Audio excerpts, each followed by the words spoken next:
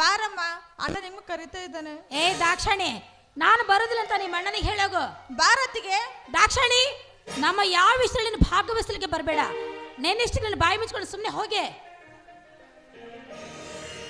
ನಾನು ಈ ರೀತಿ ಸುಮ್ಮನೆ ಇರುತ್ತಾ ಹೋದ್ರೆ ಈ ಹುಡುಗಿ ನಾಳೆ ನನ್ನ ಮೇಲೆ ಅಧಿಕಾರ ನಡೆಸಬಹುದು. ಆದಷ್ಟು ಬೇಗನೆ ಇವಳನ್ನು ನನ್ನ ಅಂಕಿತನಲ್ಲಿ ಇಟ್ಟುಕೊಳ್ಳಲೇಬೇಕು. ಸರಸ್ವತಿ, ಇದೇನಿದು ಚಿಕ್ಕ ಮಕ್ಕಳ ತರ ಈ ತರ ಹಠ ಇಟ್ಕೊಂಡು ಕುಂತ್ರೆ ಹೇಗೆ? ನಾನಾದ್ರೂ ನಿಮ್ಮ ಮನೆಯ ಆಪತ್ತಿಗಾಗಿ ಎಷ್ಟೊಂದು ಆಭರಣ ಮಾರಬೇಕು ನೀವೇ ಹೇಳಿ. ನೋಡು, ಅದು ನನಗೆ ಗೊತ್ತು. ನಾವೇನು ಹಾಳು ಮಾಡಿಲ್ವಲ್ಲ, ತಂದೆ ತೀರದಗೋಸ್ಕರ ಸ್ವಲ್ಪ ಹಣ ಬೇಕಾಗಿತ್ತು. ಹೀಗಾಗಿ ಸ್ವಲ್ಪ ನಿನ್ನ ಒಡವೆಗಳನ್ನು ಒತ್ತಿ ಹಾಕಿದ್ದೇನೆ. ಇನ್ನೇನು ಮುಂದಿನ ತಿಂಗಳ ನನ್ನ ಸಂಬಳ ಬಂದ ಮೇಲೆ ನಿನ್ನ ಎಲ್ಲ ಒಡವೆಗಳನ್ನು ನಾನು ಬಿಡಿಸ್ಕೊಡುತ್ತೇನೆ. ನೀವು ಬೇಗನೆ ಬಿಡಿಸ್ಕೊಂಡು ಬಂದ್ರೆ ಬೇಷ ಆಯ್ತು, ಇಲ್ಲ ಅಂದ್ರೆ ನಾನು ಊಟನೇ ಮಾಡದೇ ಇಲ್ಲ. ಹಾಗಂದ್ರೆ ಹೇಗೆ? ಸರ್ಸು, ಹೀಗೆಲ್ಲ ಹಠ ಮಾಡಬಾರ್ದಮ್ಮ. ಇನ್ನು ಒಂದು ತಿಂಗಳ ಅವಕಾಶ ಕೊಡು. ಆ ಒಳಗಾಗಿ ನಿನ್ನ ಮುತ್ತಿನ ಹೊಲಗಳನ್ನು ಬಿಡಿಸಿಕೊಡುತ್ತಾನೆ. ಅದನ್ನ ಕೇಳಿಕೆ ನೀನ್ ಯಾರೇ? ನಾನು ಯಾರು?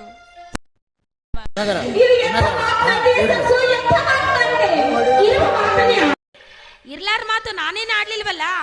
ನನ್ನ ಗಂಡನಿಗೆ ಬೇಕಾದ ತಂದು ಕೊಡೋದು ಕೇಳುವ ಹಕ್ಕು ನನಗಿದೆ. ಅದನ್ನೇ ಕೇಳಿಕೆ ನೀನ್ ಯಾರು ಅಂದೆ ಅಷ್ಟೇ. ಸರ್ಸು, ನಾನು ನಿನ್ನ ಗಂಡನಿಗೆ ರಕ್ತ ಬಸಿದು ಜನ್ಮ ಕೊಟ್ಟ ಮಾತೆ. ಮಹೇಶನಿಂದ ಬೇಡಿ ಪಡೆಯುವ ಹಕ್ಕು ನಿನ್ನದಿದ್ದರು ಅದು ಬೇಡ ಎಂದು ಅವನನ್ನು ಪಡೆದು ಬಿಡಿಸುವ ಅಧಿಕಾರ ಹಠದವಳಾದ ನನ್ನದಿದೆ. ಒಟ್ಟಾರೆ ನಿನ್ನ ತಂದೆ ತಾಯಿಗಳಂತೆ ನಿನ್ನ ಗುಣವಂತೆ ಅಲ್ಲಮ್ಮ. ನಿನ್ನ ತಮ್ಮ ಹೇಳುವಂತೆ ನೀನು ಮುಂಗೋಪಿ ಇರುವುದೇ ನಿಜ. ಬಲಿತ ನಿನ್ನ ಹೀನ ಬುದ್ಧಿಯನ್ನು ತಿದ್ದುವ ಕಾಲ ಎಂದೋ ಘಟಿಸಿ ಹೋಯಿತು. ಮುಖ್ಯ ನಮ್ಮ ಮಗನ ದೈವ, ನಮ್ಮ ದೈವವೇ ಕೆಟ್ಟಿದೆ ಅಮ್ಮ, ಕೆಟ್ಟಿದೆ. ಇಷ್ಟಕ್ಕೆಲ್ಲ ನಿನ್ನ ಮಗನ ದೈವ ಕೆಟ್ಟಿಲ್ಲಮ್ಮ, ಅದು ನನ್ನ ದೈವ ಕೆಟ್ಟಿದೆ. ನನ್ನ ಮನೆ ಅನ್ನ ಊಟ ಮಾಡಿ ಮತ್ತೊಬ್ಬರಿಗೆ ಬಯಸ್ಕೊಳ್ತಾ ಇದ್ದೀನಲ್ಲ, ಅದು ನನ್ನ ದೈವ ಕೆಟ್ಟು ಹೋಗಿದೆ. ಸರಸ್ವತಿ, ಹಾಗಾದ್ರೆ ಇದು ನಿನ್ನ ಮನೆ ಅಲ್ಲವೇನೆ? ಇದು ನನ್ನ ಮನೆಯೇ. ಇದು ನನ್ನ ಮನೆಯ ಆಗಿದ್ರೆ ತವರ ಮನೆ ತಂದ ಬೆಳ್ಳಿ ಬಂಗಾರವೆಲ್ಲ ನಿಮಗಿಟ್ಟು ತುತ್ತು ಕುಳಿಗೆ ತುತ್ತು ನಾನೇಕಾಗ್ತಾ ಇದೆ ಈ ಮನೆಯಲ್ಲಿ. ನೋಡಿ ಸ್ವಾಮಿ, ಈ ಮನೆಯಲ್ಲಿ ನಿಮ್ಮ ತಾಯಿ ಇರ್ಬೇಕು ಅಂದಲ್ಲ, ನಾನು ಇರ್ಬೇಕು ಅಂದು ಅಂದರೆ ಹೌದು, ಎರಡರಲ್ಲಿ ಒಂದಾಗಲಿಕ್ಕೆ ಬೇಕು. ಈ ಮನೆ ಎರಡಾಗಬೇಕು ಎಂದು ಹೇಳುತ್ತಿರುವೆ. ನಾನು ಸತ್ತಿಲ್ಲಪ್ಪ ನೀನು ಬಿಟ್ರೇನೆ ನಿನ್ನಿಂದ ನಮಗೆ ನಾಗಬೇಕಾಗಿದೆ ಈ ಮನೆಯಲ್ಲಿ. ಹೌದಮ್ಮ, ನನ್ನಿಂದ ನಿಮಗೆ ಏನಾಗಬೇಕಾಗಿದೆ, ಆದರೆ ನಿನ್ನಿಂದ ನನಗೇನಾಗಬೇಕಾಗಿರ್ಲಿಲ್ಲ ಸರಸು. ನನ್ನ ಹಿರಿಯ ಮಗನ ಕೈಯಿಂದ ಆಗ್ಬೇಕಲ್ಲ ಈ ಮಾತೆ ದೇಹಕ್ಕೆ ಅಂತ್ಯ ಸಂಸ್ಕಾರ. ಹಿರಿಯ ಮಗನ ಕೈಯಿಂದ ಆಗದಿದ್ರೆ ಏನಾಯ್ತಮ್ಮ? ಕಿರಿಮಗ ಇದ್ದಳಲ್ಲ ಕುಲಪುತ್ರ, ಏರಿನ ಮುದಿದೆ ಏಕೆ ಇಡೀ ಮಣ್ಣು ಕೂಡ ಹಾಕ್ಲ.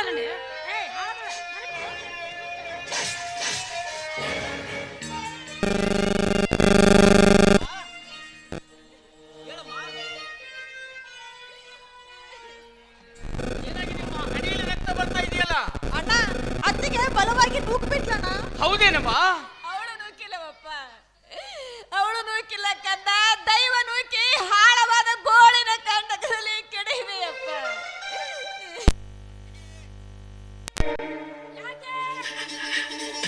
ನನ್ನ ತಾಯಿ ಮೇಲೆ ಕೈ ಮಾಡಲು ನೀನು ಯಾರು? ಎಷ್ಟು ದಿಟ್ಟದಿಂದ ಕೇಳಿಕೆ ನೀನ್ಯಾರು? ನಾನು ನಿನ್ನ ಮೈದುನ. ನಿನ್ನನ್ನು ಈ ಮನೆಗೆ ಯಾರು ಕೈ ಹಿಡಿದು ಕರೆ ತಂದರೋ ಅವರ ಪೆನ್ನಿಂದ ಹುಟ್ಟಿ ಬಂದ ತಮ್ಮ, ಅರ್ಥಾತ್ ಈ ಮನೆಯ ಕಿರಿ ಯಜಮಾನ್. ನಾನು ಗೊತ್ತಾ?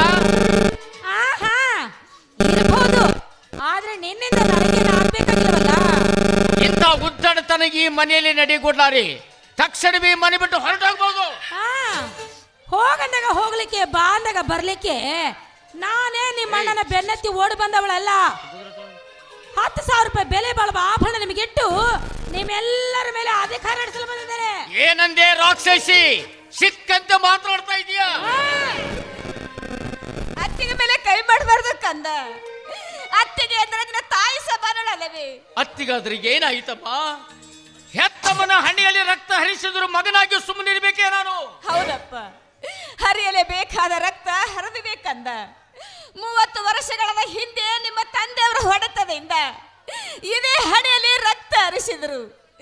ಅದು ಅವರು ನಿನ್ನ ತವರ ಮನೆಯಿಂದ ಬಂಗಾರ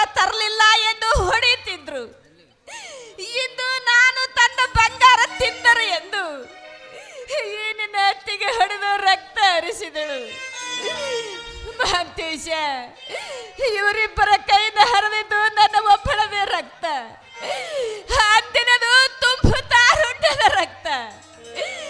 ಇಂದು ನನ್ನ ಕಷ್ಟ ನೋವುಗಳಿಂದ ನೆರಳಿದ ಈ ಮುದಿ ದೇಹದ ಕಪ್ಪಾದ ರಕ್ತವಪ್ಪ, ಕಪ್ಪಾದ. ಈ ಕಷ್ಟ ಪರಂಪರೆಗಳಿಂದ ಎಂದಮ್ಮ ನಮಗೆ ಮುಕ್ತಿ ಸಿಗಬೇಕು?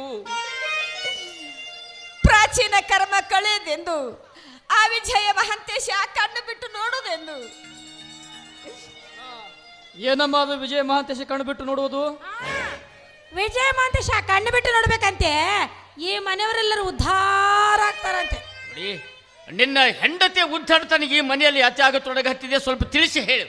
ಓಹೋ, ಕಾಸು ಸಂಪಾದಿಸಿ ಮನೆ ಖರ್ಚಿಗೆ ಒದಗಿಸಿಕೊಡುವ ಈ ನಿಮ್ಮ ಬಹಾದೂರ ತಮ್ಮ ಈ ನಿಮ್ಮ ಹೆಂಡತಿಗೆ ಬುದ್ಧಿ ಹೇಳಲು ಬರ್ತಾ ಇದ್ದಾನೆ, ಕೇಳಿ ಸ್ವಲ್ಪ. ಮಹಾಂತೇಶ, ನನ್ನ ಹೆಂಡತಿಗೆ ಬುದ್ಧಿ ಹೇಳುವಷ್ಟು ಯೋಗ್ಯತೆ ನಿನ್ನಲ್ಲಿಲ್ಲ. ಸರಸು, ಇವನಿಗೆ ನಾಳೆಯಿಂದ ಊಟ ಹಾಕೋದು ಬೇಡ ಮನೆಯಲ್ಲಿ. ಸೊಕ್ಕು ಬಂದಿದೆ ಇವನಿಗೆ. ನಾಳೆಯಿಂದನಾ? ಇವತ್ತೇ ಕಟ್. ಕರೆಕ್ಟ್. ಅಂದರೆ ನಿನ್ನ ತಮ್ಮ ನಿನಗೆ ಭಾರವಾದ್ನೇನೋ ಮಹೇಶ? ಭಾರವೇನಾಗಿಲ್ಲವಾ, ಬಿಟ್ಟಿ ಕುಳಿತಿಂದು ಉಬ್ಬಿದಾನೆ, ಕಲಿತ್ರನೆಂದು ಕೊಬ್ಬಿದಾನೆ. ಸ್ವಲ್ಪ ದುಡ್ತದಿಂದ ಈ ನನ್ನ ಮಗನ ಕಾಯ ಸ್ವಲ್ಪ ಕರಗಲಿ ಅಂತ. ಬನ್ನಿ ಪಿಕ್ಚರ್ ನೋಡಕ್ ಹೋಗೋಣ. ಅಮ್ಮ ನಾನು ಬರ್ತೀನಮ್ಮ. ಎಲ್ಲಿಗೆ ಹೋಗುವೆಯಪ್ಪ? ಎಲ್ಲಿಯಾದರೂ ಉದ್ಯೋಗ ಹುಡುಕ್ತೀನಮ್ಮ. ಹಣವನ್ನು ಸಂಪಾದನೆ ಮಾಡದ ವಿನಃ ಈ ಮನೆಯಲ್ಲಿ ಹನಿ ನೀರು ಕೂಡ ಮುಟ್ಟುವುದಿಲ್ಲಮ್ಮ. ಈ ಮಾತು ನಿನ್ನ ಪವಿತ್ರ ಪಾದ ಸಾಕ್ಷಿಯಾಗಿ ಹೇಳ್ತಾ ಇದ್ದೀನಿ.